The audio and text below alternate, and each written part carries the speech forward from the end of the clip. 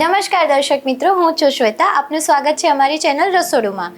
હવે તમારા ઘરમાં નાની એવી પાર્ટી હોય 12-15 જણાની, 10-15 જણાની કે 20-25 જણાની, તો તમને ટેન્શન તો થતું હોય ને કે શું બનાવીએ, કે આમ કરીએ તેમ કરીએ, અને આપણને મેજોરિટી એવું થાય કે આપણે બહારથી ઓર્ડર કરીને લાવી દઈએ. તો અમે આજે તમને એવા જ એક મેમના ઘરે લઈને આવ્યા છે, યોગિતા શાહના ઘરે, જે ઘરે પાર્ટી ઓર્ડર્સ એક્સેપ્ટ કરે છે. યોગિતાજી, આજે અમારા વ્યુઅર્સને તમે શું શીખવાડવાના છો? પંજાબી સમોસા. ઓકે, તો શરૂ કરીએ.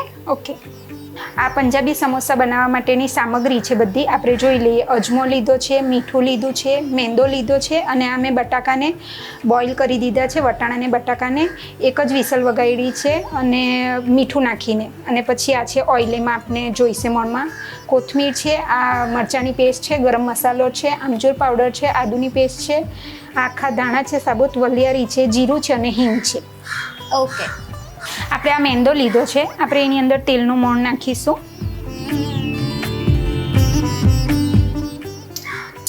આ મેં 4-5 મોટા ચમચા જેટલું તેલનું મોણ લીધું છે. એમાં અજમો નાખીશું. એને થોડોક આપણે હાથથી ક્રશ કરીને નાખીશું એટલે એનો ટેસ્ટ આવશે. પછી સ્વાદ પ્રમાણે આપણે મીઠું લઈશું. બસ, હવે આપણે એને બાંધી લઈશું.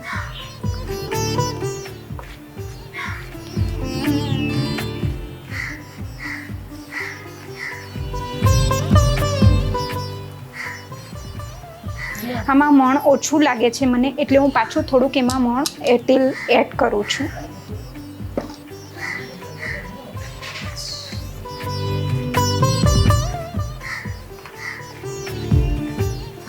આ રીતના તમારું મોણ હોવું જોઈએ. હવે આપણે થોડું થોડું પાણી લઈને એને બાંધી લઈશું.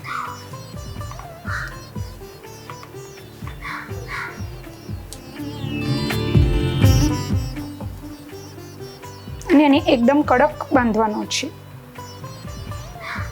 આ આપણો લોટ બંધાઈને રેડી છે. હવે આને આપણે 10 થી 15 મિનિટ માટે ઢાંકીને મૂકી રાખીશું. ત્યાં સુધીમાં આપણે એનો મસાલો રેડી કરી દઈએ.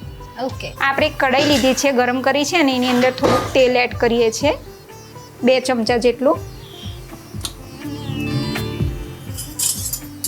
પછી આપણે એની અંદર આ જીરું 1 ટેબલ સ્પૂન જેટલું, અને વલિયારી 1 ટેબલ સ્પૂન જેટલી, અને 1 ટેબલ સ્પૂન જેટલું આખા દાણા, એને ક્રશ કરી લેવાના છે.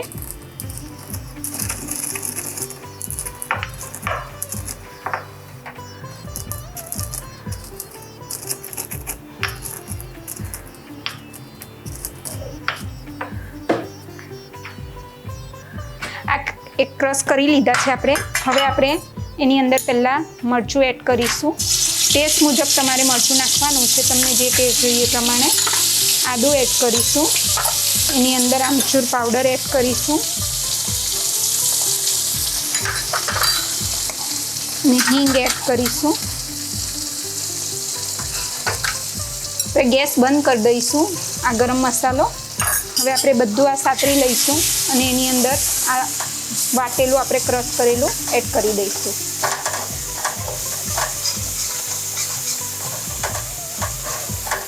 અને હવે ટેસ્ટ મુજબ થોડુંક મીઠું એડ કરીશું, કારણ કે આપણે મસાલામાં બી મીઠું છે અને બોઇલ કર્યા એમાં પણ આપણું મીઠું છે. થોડાક અંદર ધાણા એડ કરીશું. બસ, હવે આપણો આ મસાલો એડ કરી દઈશું.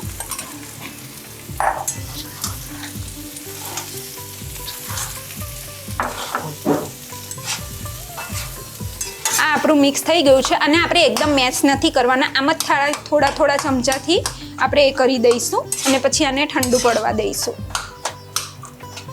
આ આપણું સ્ટફિંગ ઠંડુ પડી ગયું છે, અને મેં એની અંદર ધાણા નાખી દીધા છે. આપણો લોટ બી રેસ થઈ ગયો છે, અને એ બી બંધાઈ ગયો છે. હવે આપણે એમાંથી લુઆ લઈશું.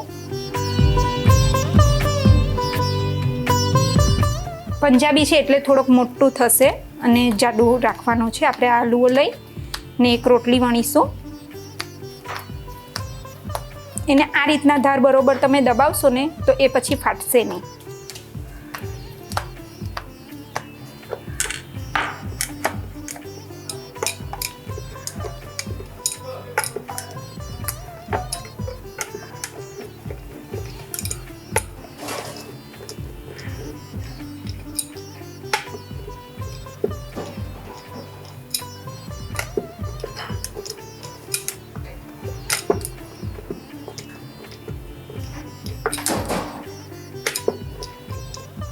અને આને બહુ પતલી કરવાની નથી, થોડીક જ થિકનેસ રાખવાની છે આ પ્રમાણે.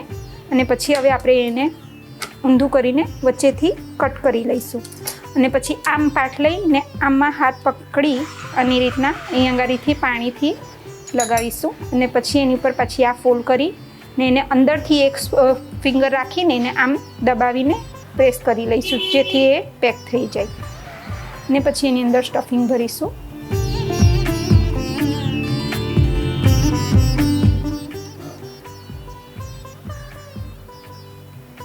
સ્ટફિંગ ભરાઈ જાય પછી પાછું એની ઉપર ધાર ઉપર આપણે સેજ પાણી લગાવીશું, જેથી એ ફાટે નહીં.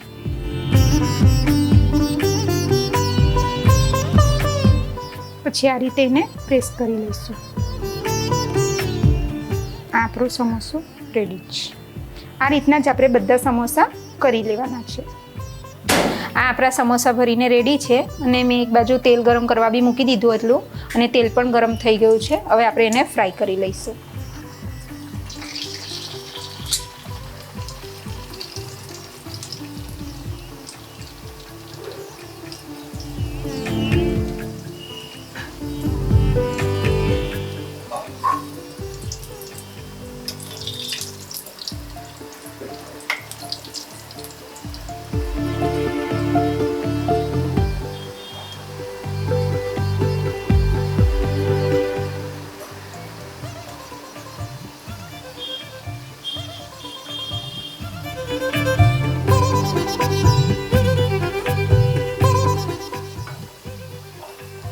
આ આપણા તળાઈને રેડી છે, એટલે આપણે એને હવે કાઢી લઈશું એક પ્લેટમાં.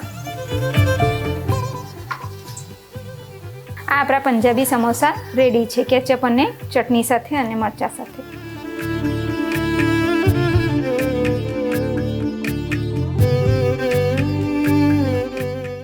યોગિતાજી, અમારા દર્શક મિત્રોને તમે પંજાબી સમોસા શીખવાડ્યા, એના માટે અમારા ચેનલ તરફથી સર્ટિફિકેટ અને gift. Thank you. Welcome ma'am. આવી અવનવી રેસિપી તમારે રોજે જોવી છે તો અમારા ઇન્સ્ટા અને ફેસબુક પેજને ફોલો કરવાનું ભૂલતા નહીં, જેની લિંક અમે નીચે જણાવેલી છે. ધન્યવાદ.